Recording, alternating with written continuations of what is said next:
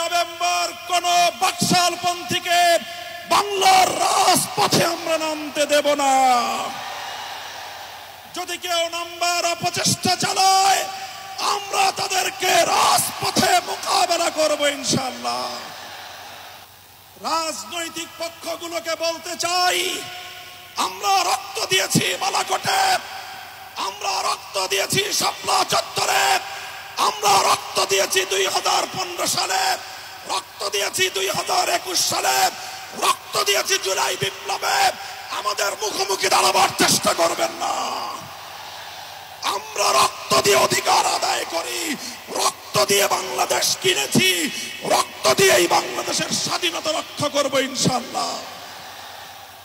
সংগ্রামী সাথী ও বন্ধুগণ, জুলাই বিপ্লবের আমার সকল সহযোদ্ধাদেরকে আমি বলতে চাই, রাজনৈতিক মতবিরোধ থাকতে পারে, নির্বাচন নিয়ে মতপার্থক্য থাকতে পারে, আপনারা যার যার নির্বাচন করবেন সেটা পরের কথা। আসুন, যারা জুলাইয়ের বিপ্লবের রাজপথে ছিলেন, জুলাই বিপ্লবের সনদের আইনি ভিত্তি কার্যকর করার জন্য আমরা হাতে হাত রাখি। সংগ্রামী সাথী ও বন্ধুগণ, সর্বশেষ বক্তব্য, আগামী 13 তারিখ জুলাই সনদের গণভোটকে কেন্দ্র করে সরকারি সিদ্ধান্তের দিকে আমরা তাকিয়ে আছি। সরকার যদি জনগণের শান্তিপ্রিয় ভাষা বুঝতে ব্যর্থ হয়, আবার বলছি, সরকার যদি 8 দলীয় নেতৃবৃন্দের শান্তিপ্রিয় ভাষা বুঝতে ব্যর্থ হয়, যেই ভাষায় বললে সরকার বুঝবে আমরা সেই ভাষাই প্রয়োগ করব, সেই কর্মসূচি ঘোষণা করব ইনশাআল্লাহ। নারায়ে তাকবীর, নারায়ে তাকবীর।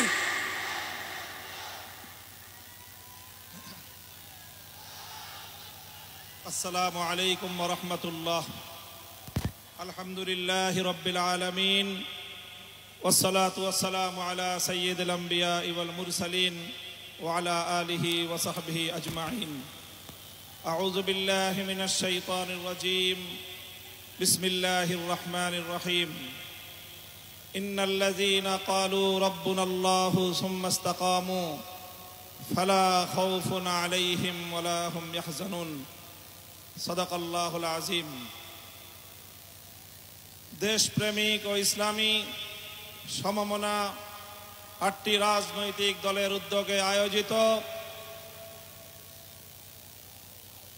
জুলাই সনদ বাস্তবায়নে নির্বাচনের পূর্বে, জাতীয় নির্বাচনের পূর্বে গণভোট আয়োজনের দাবি সহ 5 দফা গণদাবিতে আজকের এই জনসমুদ্রে পরিণত গণসমাবেশে উপস্থিত সংগ্রামী সভাপতি হযরত পীর সাহেব চরমনাই, মুফতি সৈয়দ মোহাম্মদ রেজাউল করিম, উপস্থিত আজকের এই গণসমাবেশের উপস্থিত সংগ্রামী প্রধান অতিথি বাংলাদেশ জামাতে ইসলামীর মোহতারাম আমির জনাব ডক্টর শফিকুর রহমান সহ জাতীয় নেতৃবৃন্দ, সমবেত 8 দলের নেতাকর্মী ও সংগ্রামী দেশবাসী, আজ এই ঐতিহাসিক পল্টন ময়দানে দাঁড়িয়ে আমি স্পষ্টভাবে দেখতে পাচ্ছি বাংলাদেশ আজ 2 ভাগে বিভক্ত। এক ভাগ 72-এর বাকশালপন্থী, আর এক ভাগ জুলাইয়ের বিপ্লবপন্থী।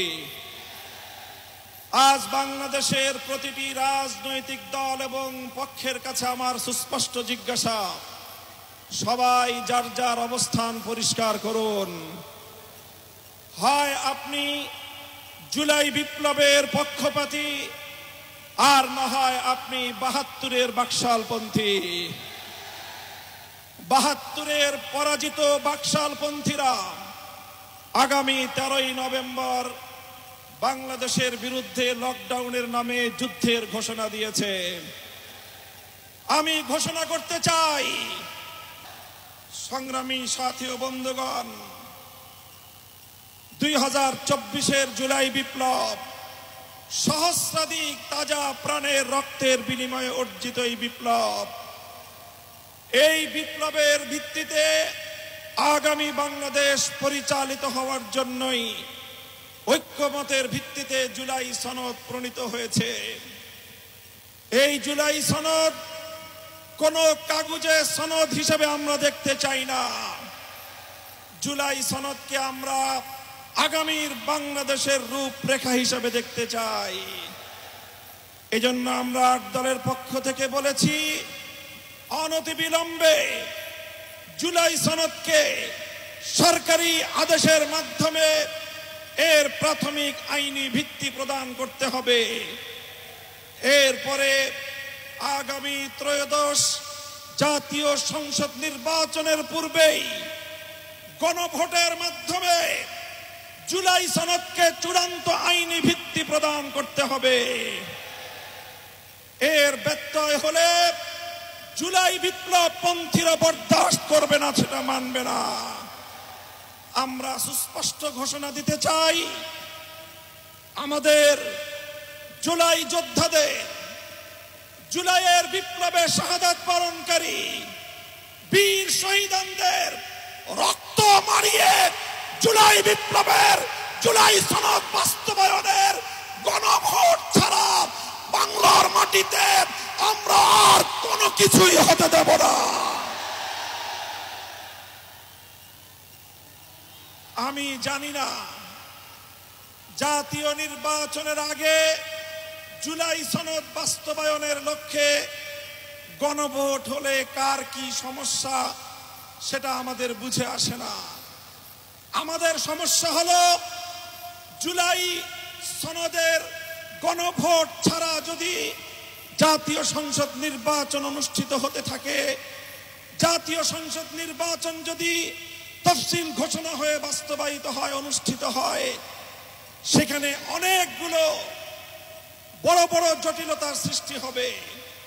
তার মধ্যে অন্যতম একটি হলো দ্বিকক্ষ বিশিষ্ট জাতীয় সংসদের উচ্চ কক্ষ কিভাবে গঠিত হবে, কিভাবে রাজনৈতিক দলগুলো তাদের নির্বাচনী ম্যানিফেস্টো তৈরি করবে, জাতির সামনে তারা তাদের উচ্চ কক্ষের 100 সদস্যের তালিকা কিভাবে প্রকাশ করবে, এই সকল বিষয়ের কোনো সদুত্তর তাদের কাছে নাই।